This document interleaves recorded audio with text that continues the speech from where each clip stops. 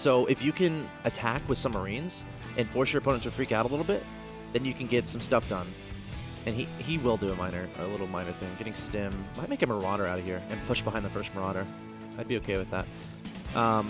Another idea is this Mothership Core is so important in the early game, in the early stages of PvZ, because of an ability called Photon Overcharge, which you can deploy on your Nexus here at the natural expansion.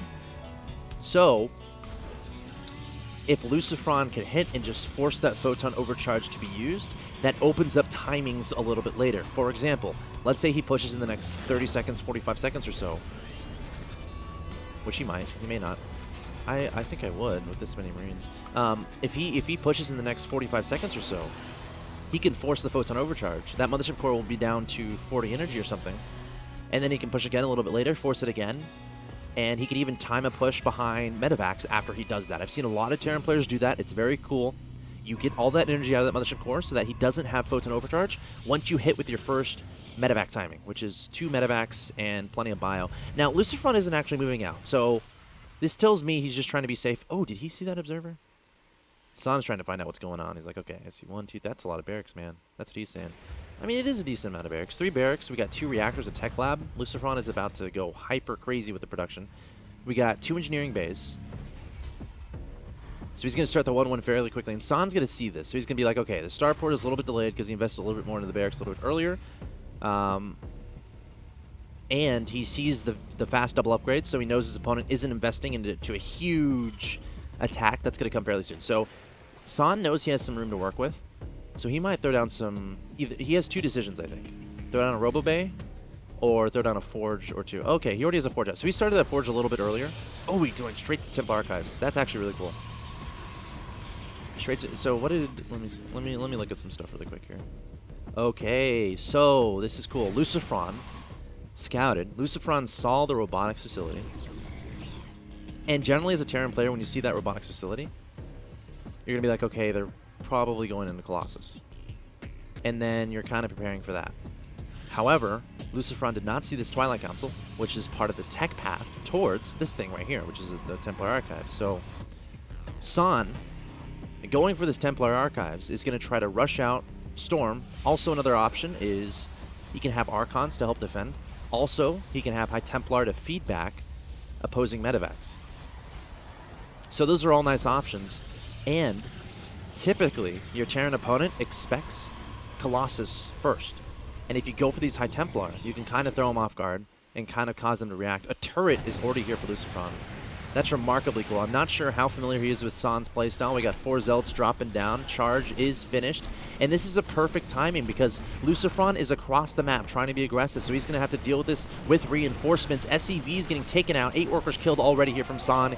He is a happy camper. Income tab shows 51 to 41. And guess what? This Warp Prism can still warp in units. Unless it's dead. Actual toss, it's dead. Okay, these SCVs. Look at these Zealots. They're just going crazy. They got the +1 armor. And we got no upgrades done for the bio yet. And Lucifron actually having a bit of trouble dealing with this. A really cool timing here from San. I think he lost his Warp Prism, unless it snuck away. Yeah, I think he lost his Warp Prism, but that was pretty darn worth it. That was a really cool attack. And that hit, like the greatest part about that was that hit when Lucifron's main army was across the map. So Lucifron had to rely on reinforcements, which weren't necessarily the best thing in the world. Guardian Shield going down. San trying to force an engagement. Look out for the force fields. Lucifron caught off guard. He was just chilling in the front, focusing on macro, focusing on getting his stuff situated back home after that harassment. And that was a very nice trade there for San. Turning his High Templars into an Archon. And Lucifron is going to be aware of that, so he's got to be freaking out about that too. Like, he just lost a lot of economy. He's still trying to work on upgrades. He's still trying to produce a lot of units. And now he's realizing, oh man, I have to incorporate a Ghost Academy to deal with these High Templars. You know, there's no other option. And he's down 94 to 77 in supply. And this all has to do with the fact that Lucifron was out in the map when San was being aggressive with that Warp Prism, with those 4 Zealots. Workers killed, 17.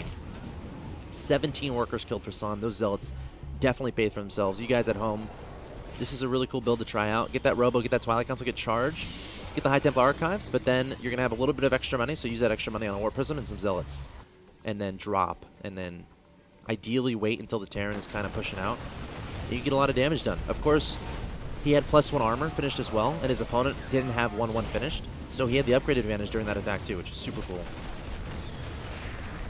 So from here, what's going to happen? We got drops going down here from Lucifron, trying to get back into this game, but I'm not sure how this is going to work. San on top of it, taking down the medevac, cleaning up this bio army. Not too much of an issue. And Lucifron is kind of running out of options. He's down by 20 supply against a really good Protoss player. Abilities to come back are tricky. Oh, we got a storm drop. How many did that kill? 23 minus 17, is that 6? I don't math. I don't math. I don't. Can he get that War Prism? That'd be a nice pick off. I think he's going to get it. Nice. But there's another counterattack heading over to this third base. So comeback opportunities for Lucifron. Third base is essential. He's got to get that down as fast as possible. Got to keep churning out the bio. A problem that's going to happen, though, here. Oh, my God, the SCV stays alive. Oh, what a ninja. Whoa. The Zealots tried to target down the SCV, but this medevac's like, you know what? He's staying alive. And he healed him with his little healing ray. Oh, denying his opponent's third. That's so good for Lucifron. It's so important he does stuff like that. And he can harass from the high ground. Okay, Lucifron, he's like, you know what? I'm not giving up without a fight. He's trying to do everything he can to pull himself back in this game, which I respect. So, third base goes down. Now, a glaring problem here. A glaring problem. Can you guys guess in the Twitch chat? What's the glaring problem? What is it? The glaring problem is these guys right here. And the lack of a certain something from the Terran. Do you guys know what the Terran needs right now? He doesn't have it. Okay, so... Oh my God, this medevac! Oh, it had so many units. Oh man, every single unit is so important here for Lucifron. So right now, Lucifron is identifying that he cannot engage these High Templar. Oh my God, this is exactly what Lucifron needs. He was able to catch 4 High Templar off guard. He might be able to deny this third base. And Lucifron, no cancel on that Nexus. Lucifron is right back in this game, guys. Right back in this game. He's got that third base. It's much more doable than it was before. Keeping his medevacs alive, he's dropping everywhere. So back to my original point, he knows he cannot engage his opponent's army that has High Templar. So what he's been focusing on is spreading San apart. Testing his multitasking.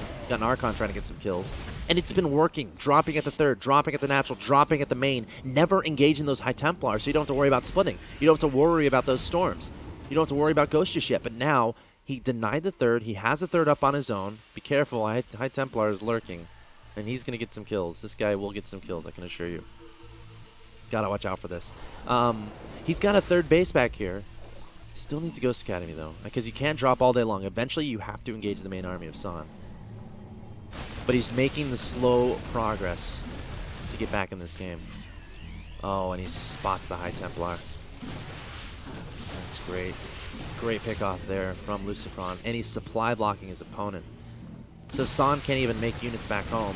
He's going to target down the High Templar Archives too, and I think he might get it. Yes, he will. And he's got 3-3 about to finish. Lucifron is playing on another level right now. If he can make this comeback, I'm going to be super duper impressed.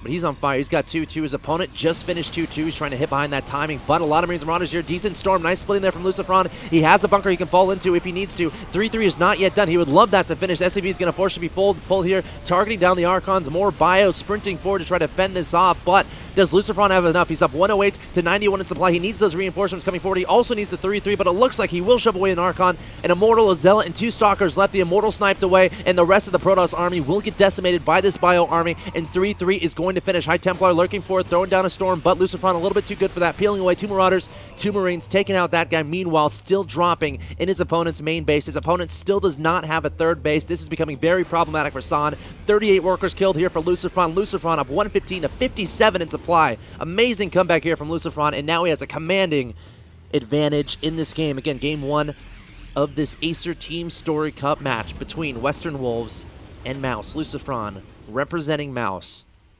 found himself in a terrible deficit earlier on in this game based on some crafty play from San involving a War Prism Zealot drop. But Lucifron saying, you know what? Challenge accepted. I kind of felt like being behind because I want to be awesome and make the comeback. There's the GG. Lucifron takes it. Whoa. Very, very nifty play there from Lucifron. Oof. That was a cool game. That's one you go back and watch. Main points there. San got a nice early advantage there with the 4 Zealot drop. Got a lot of damage done. And then Lucifron was in a situation where his opponent had High Templar, and he had to figure out a way to kind of expose that. He can't engage the High Templar. It's not an option, because then you'll get stormed and you'll die, and it's no fun. So what he decided to do was he just split San apart, dropped in the main, dropped in the natural, dropped in the third. It's hard to make that work as a Terran, especially against a player like San, whose multitasking ability is incredible. But Lucifron able to make it happen, and also denying that third base was huge, taking that out, and then eventually fending off that attack that San sent towards him, staying on top of his upgrades, staying focused, completely skipping the ghost, saying, you know what, I don't need those. It's fine. I just want to engage. And it worked out. So Lucifron get a push Mouz up 1-0 in this Acer TeamStory Cup match. Again, guys, this is very important for Mouz to win this if they want to be in playoff contention. WesternWolves, they currently have the #1 seed, but it might be a pride thing for them at that point. Also, seeding is fairly important. But Mouz looking strong. Looking strong. We got Lucifron taking game 1, moving into game 2. We're going to see who WesternWolves sends out. Guys, stay tuned. You're watching the Acer TeamStory Cup. We're going to take a quick break, and we'll be right back.